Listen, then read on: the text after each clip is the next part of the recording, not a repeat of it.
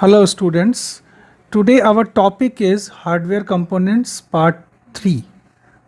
So let us start. Now today first thing is switched mode power supply, that is SMPS. Now what is SMPS? A switched mode power supply SMPS is an electronic circuit that converts power using switching devices that are turned on and off at high frequencies. SMPS have high efficiency and are widely used in a variety of electronic equipment, including computers and other sensitive equipment requiring stable and efficient power supply. Alright, so it was the definition basically. So now if you see the pictures given here, I have given you two pictures. One is an individual SMPS picture, another one SMPS or power supply is fixed inside the CPU. Though there is a notification note over there, that is motherboard is also displayed. Now anyway, what is switch mode power supply? This is a power supply unit which takes the power from outside and gives to the different equipments used inside of the CPU, and it actually basically stables the current supply which comes into the computer. Now if you see, we have some advantages of SMPS. First of all, let me display first. First one is higher efficiency of 68 to 90%. Now what is efficiency here? Because if we are using SMPS in our computer, the productivity of a computer, it goes, or I would say it raises up to 68% to 90%. Now it gives regulated and reliable outputs, means the fluctuation, it controls the fluctuation of electricity. So if power gives a fluctuation, it controls it. Second, it is small in size and lighter in weight. And flexible technology means every time the technology is changing of SMPS. In older days we had SMPS with bigger sizes, now we have smaller sizes SMPS available. And final one is high power density, means it gives the electricity with a dense format. It's a better thing to tell you that dense format means the quality of electricity supplied is good. What are the disadvantages? First one is it generates electromagnetic interferences. So interference of electromagnetic rays or the power, it gives other equipments to give trouble. So what happens if you keep a speaker beside your CPU, it may give trouble to you. So complex circuit design is also a problem, because if you want to repair it, you have to go to an engineer. Simple. So the design of circuit is quite difficult to understand, and it is expensive also, little expensive if compared to the linear supply, means what we have in a household supplies like plugs or whatever switches we have in houses, it is little expensive than that. Now let's jump to the next thing, that is motherboard.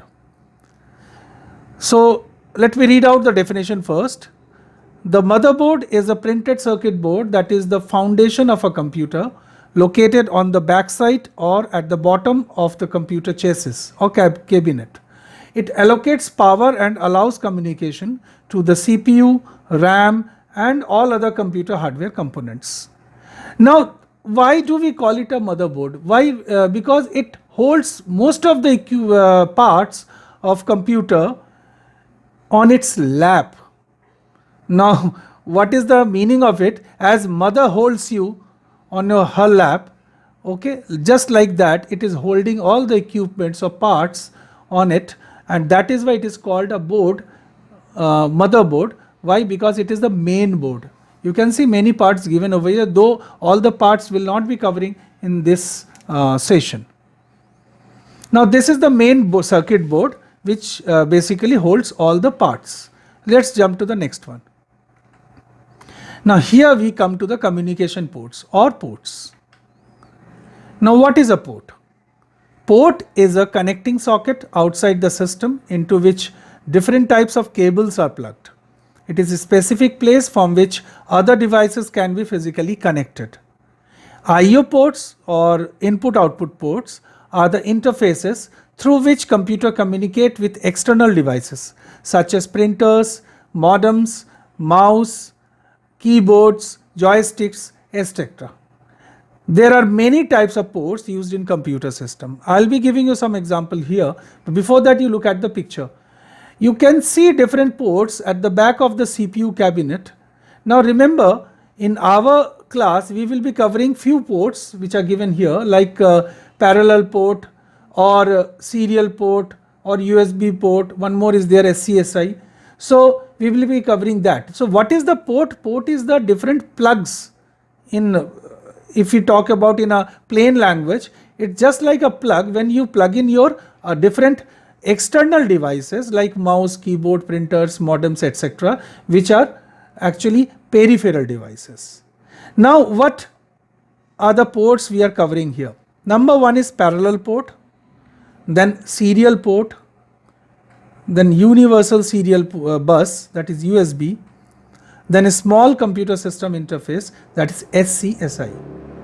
In the next part we will be covering or understanding these all.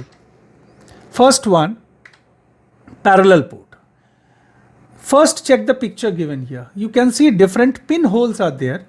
So in these pinholes the plug means the external device where you are connecting it, though that particular external device wire will have different pins that will be inserted into these holes.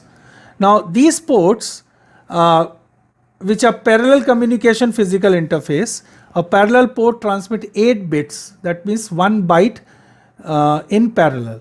It is used for transmitting fast data over short distances. It is often called a printer port. So mostly the printers are connected with the parallel port. Why do we call it parallel? Because if you see, there are 8 bits in 1 byte and all the 8 bits are moving, or the 8 bits data moving parallel. So that's why it is called parallel port. Now serial port. Serial port transmits 1 bit of a byte at a time. It is meant for transmitting slow data over long distances. Mostly modems or serial mouses use serial ports. Now remember, nowadays we are not using serial mouses anymore.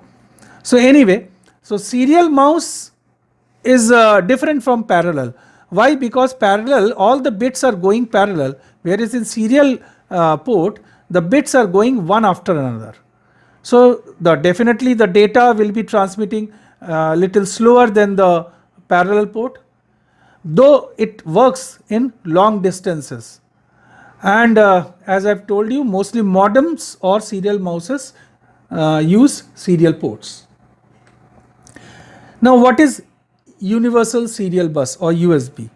A USB port can connect up to 127 peripheral devices such as a digital camera, digital speakers, scanners, etc.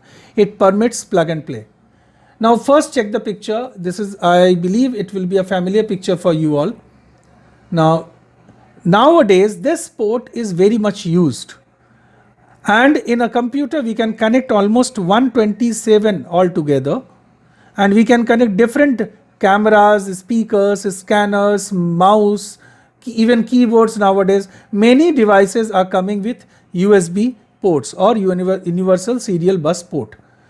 Now what is plug and play? In previous two, parallel and serial port, we have to install the drivers, means the software, to work with these ports. But these USB ports are coming with the Windows devices. So automatically when you plug in any USB port device, it starts working. So it is very easily handled and a very user friendly type of port. And the last one, which is nowadays it's very seldomly seen, that is a small computer system interface or SCSI. Now this uses actually higher speed, that is 32 bits at a time. Previous first two, parallel and serial, that is 8 bits or 1 bit at a time, but a small computer system interface SCSI uses 32 bits at a time. So it's quite higher speed. Now it is used to connect hard disk, HDD, hard disk drive, CD-ROM drives, scanners and different other things. And if you follow the picture here, you can see two clips are there besides the port. Now these clips are used to fix the cable here. Now because these particular pins are very broad, that's why it may get loose. So that's why there are pins given. Now anyway, so this was the part of types of ports. Now your homework. Now in your homework, you see, first of all, I'll be giving some exercises today. And you please remember one thing, you please note down that you do not go outside of your home to buy any notebook. You can use any old school notebook or any other notebook which can be produced once your school opens. Now, first thing, answer the following questions. What is hardware? What is CPU? Explain the different types of ports. What is SMPS? Write the full form of the following terms. I have given you CPU, ALU, USB, SMPS and SCSI. Now remember, all these things should be written in a copy. You can use again old notebooks to write all these things. Alright. Now it's better you note down everything from here, and in the next part we will be covering the rest of the hardware components. Thank you so much.